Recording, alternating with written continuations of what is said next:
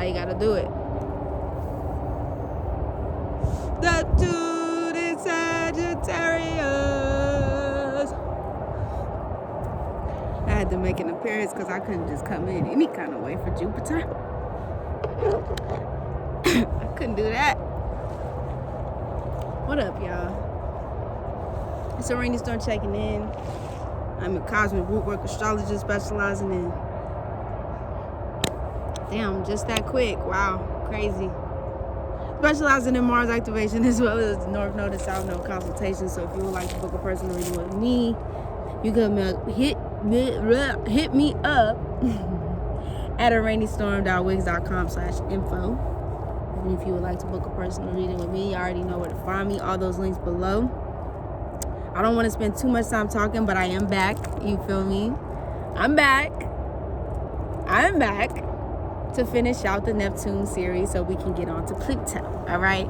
Now, I do want to say as well to y'all, the Patreon account I thought whole time was kind of up, but it's not yet. It's up, but it's waiting to be approved. So for those of y'all that's been looking for the Patreon link, coming soon. All right. We're going to start, I think for the month of April, since it's the new year, we're going to go ahead and start monthly readings too. So all sign monthly readings is going to be available as well. So y'all make sure y'all check that out as well. We got some work to do, but let's get into it though. All right, Neptune and Sagittarius. To my Neptune and Sagittarian babies. All right. Let's talk about Neptune first, and then we'll kind of talk about Sagittarius, and then we'll go ahead and mix it on up. All right. Neptune is the energy and the planet when we talk about Pisces. All right. It's the 12th. It's the 12th house. It rules the subconscious mind. You know what I mean? This is the hidden, unknown, the unseen. This is the spiritual realm. You know, when we talk about Piscean energy, this is the being able to believe and have faith in something that you can't tangibly touch, right? So you talk about the material realm, and then we talk about the spiritual realm. Virgo, Pisces. Pisces is, once again, the spiritual realm. Virgo is the material plane, all right? So Neptune is when we talk about the subconscious mind once again, and it's the clearing out of the 12th house. It's the last. It's the, I want to say alpha, but it's the omega. It's the end. Before you step into Aries, into the beginning, right? This is where we talk about being able to dive into the subconscious mind and create. You know, Neptune rules art. Neptune rules media. You know, it's music. You know, it puts you into that space, that vibe, to get you in a place of creation. It's the connection to the divine. The flowers, the fucking plants, the ladybug, the damn yellow third butterfly that I seen flying around me. You know, it's the earth. So Neptune and Pisces, when it meets up with Sagittarius, which is another Jupiterian energy, when we talk about Pisces and Sagittarius, this is subconscious gifts that are able to expand. So when we talk about Piscean energy, we talk about healing. When we talk about water energy, immutable water energy, is the ability to be able to heal. So when you have Sagittarius here, it expands that.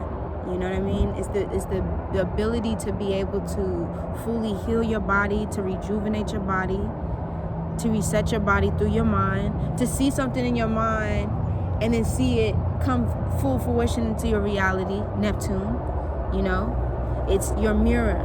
It's what's being or what has been reflected back to you through what is being processed in your mind. We also talk about drugs when we talk about Neptune. I know I just jumped back to Neptune. I know y'all like, damn, I thought you was talking about Sag. Yes, I'm gonna get you, Sag. But let me hold on. Let me finish on Neptune though first. All right. This is a powerful connection to source. This is your source, the mind. You know, I feel like we should talk about Neptune more because I feel like it definitely has to do a lot with depression. I do feel like it has to do a lot. Like we talk about Scorpio in that energy, but I do feel like water, just water energy, that ability to pull, that ability to, you know what I mean? It pulls you. and being able to alchemize that energy, being able to transmute that energy into something that you can see in this world, you know, this reality that you're based in. You know what I mean? So let's get to Sagittarius. I know my Sagittarius is like, okay, so what about Sagittarius? All right, Sagittarius is a mutable fire sign. So you already have this mutable moving energy. So it's vast. You know, Sagittarius is the spiritual realm as well. You know, it's when we dive into, I think of the, the half man, half horse, the centaur, right? Because that's Sagittarius energy, the ability to be able to, y'all know I love to talk about that bow and arrow, be able to pull that motherfucking bow and arrow back to its mark, release it and let it go. That's Sagittarius energy. Once Sagittarius becomes focused on something, that it really wants, there's no stopping it. It's mutable fire. You can't stop mutable fire. Nothing can come in between mutable fire, okay? It can blaze its own way, blaze its own path. So imagine that being in your subconscious mind, having the mentality of anything that yellow butterfly again, anything that I set my mind to, I can achieve.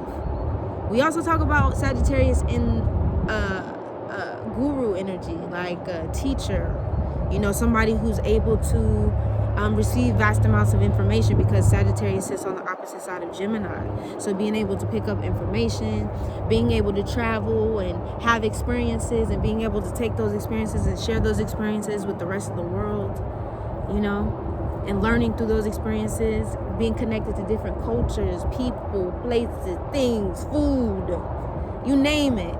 Sagittarius will go there. Sagittarius likes to do different things, So when you have Neptune here, and it's once again in that subconscious world, I look at it from that bird's eye view energy, like looking at things from we talk about the big picture here.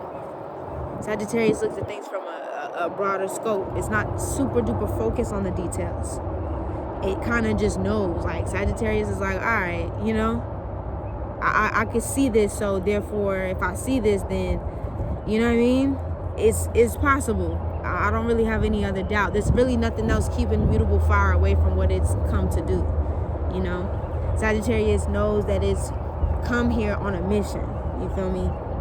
It's been here before, numerous times before.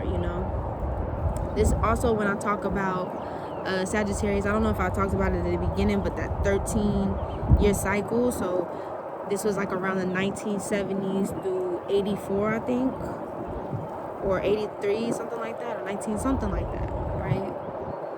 And so this was that energy of, like I said, that 70s, everybody was dancing, jigging, creating beautiful music, drugs, sex, and rock and roll, right, in the 70s.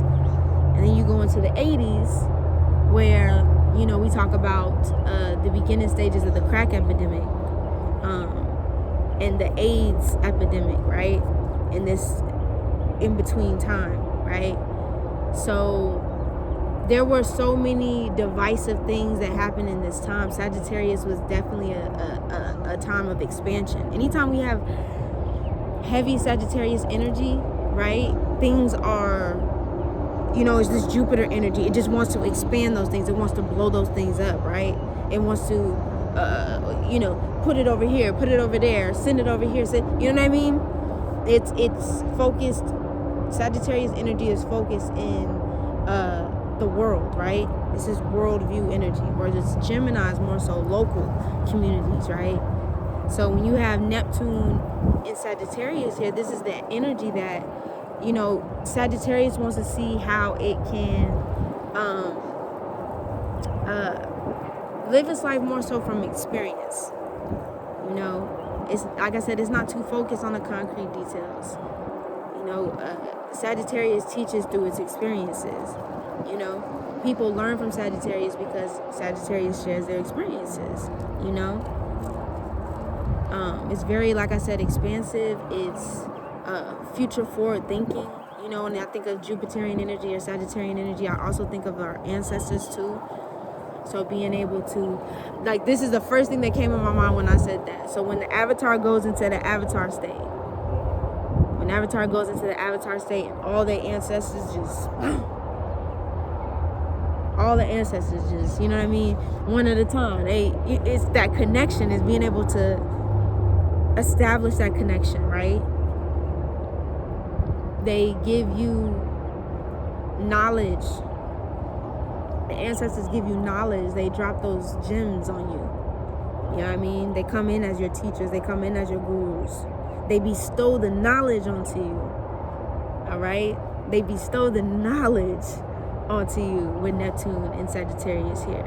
You know, this was a free thinking era, right?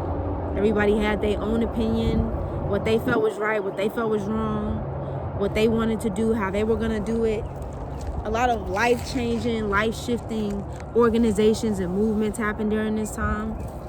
A lot of, we've been talking a lot about Pan-Africanism, you know, and touching that soil, people going to different countries and touching other people's soil. That's Sagittarius energy, you know, getting connected back to the roots, getting connected back to the source, you know, getting connected. That's why I've been wearing so much red lately. Anytime I think of the red energy, I think of Sagittarius. Like, it's getting connected back to that root chakra, right?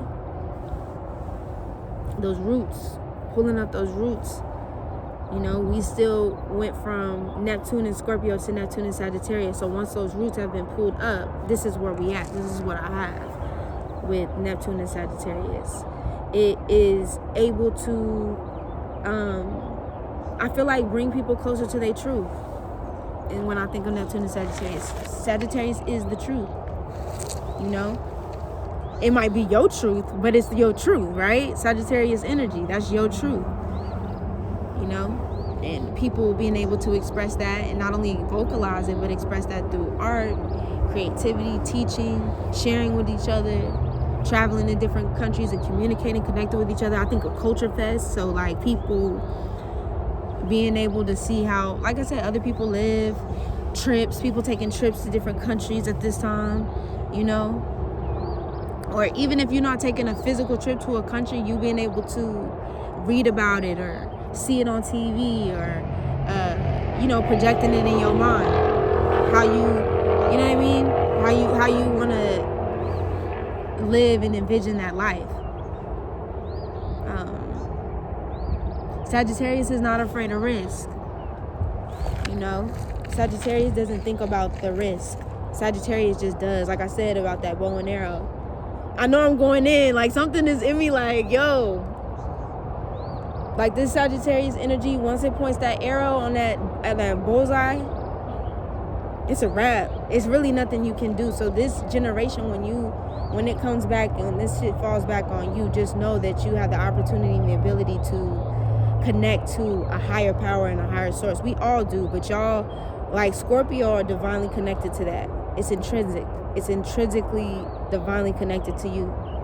And you could teach and show other people how to connect back to that energy as well. So that's my Neptune and Sagittarius. You already know what it is. It's a rainy storm, checking in, checking out without a motherfucking doubt. I'm going to be finishing up the Neptune series with Neptune and Pisces. And yeah, we gonna keep it busting, right? All right? Deuces.